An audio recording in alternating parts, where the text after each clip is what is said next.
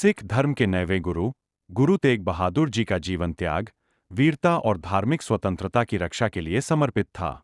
उन्हें हिंद की चादर कहा जाता है क्योंकि उन्होंने धर्म और मानवता की रक्षा के लिए अपने प्राणों का सर्वोच्च बलिदान दे दिया था। गुरु तेग बहादुर जी का जन्म 1 अप्रैल 1621 को अमृतसर में हुआ था। उनके पिता सिख धर्म के छठे गुरु गुरु हरगोबिंद साहिब जी और माता का नाम माता नानकी जी था। उनके बचपन का नाम त्यागमल था। नाम कैसे बदला?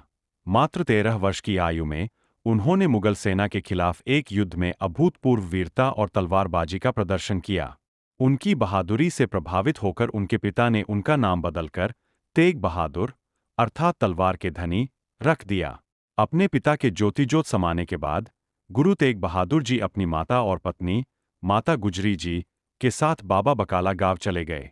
वहां उन्होंने लगभग 20 वर्षों तक एक एकांत भोर गुफा में घोर तपस्या और ध्यान किया।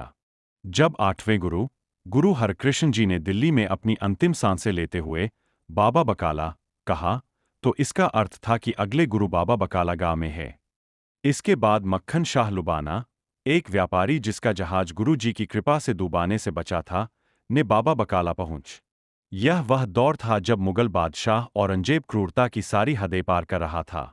वह पूरे भारत को एक इस्लामिक राष्ट्र में बदलना चाहता था और इसके लिए हिंदुओं का जबरन धर्म परिवर्तन कराया जा रहा था। सबसे ज्यादा प्रताड़ित कश्मीरी पंडितों को किया जा रहा था। निराश और असहाय होकर कश्मीरी पंडितों का एक दल पंडित कृपाराम के नेतृत्व में आनंदपुर साहिब में गुरु तेग बहादुर जी के पास आया। उन्होंने रोते हुए अपनी आपबीती सुनाई और कहा कि हमारा धर्म खतरे में है। कश्मीरी पंडितों की व्यथा सुनकर गुरु जी गहरे चिंतन में डूब गए।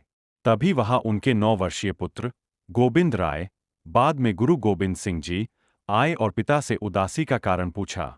गुरु जी ने कहा, इस समय किसी महापुरुष के बलिदान की आवश्यकता है जो डूबते हुए धर्म का।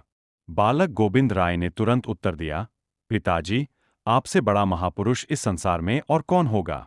आप अपना बलिदान देकर इनके धर्म की रक्षा कीजिए। अपने बालपुत्र के इन निर्भीक शब्दों को सुनकर गुरुजी ने कश्मीरी पंडितों से कहा कि वे जाकर औरंगजेब से कह दें, यदि हमारे गुरु तेग बहादुर ने इस्लाम स्वीकार कर लिया तो हम सब भी बिना किसी आपत्ति के मुसलमान बन जाएंगे। औरंगजेब ने इसे एक चुनौती के रूप में लिया और गुरुजी को गिरफ्तार करने का आदेश दिया। गुरुजी अपने 3 प्रिय शिष्यों भाई मतीदास जी, भाई सतीदास जी और भाई दयाला जी के साथ दिल्ली की ओर चल पड़े, जहां उन्हें कैद कर लिया गया। औरंगजेब ने गुरु जी के सामने 3 शर्तें रखीं। इस्लाम कबूल करो, कोई करामात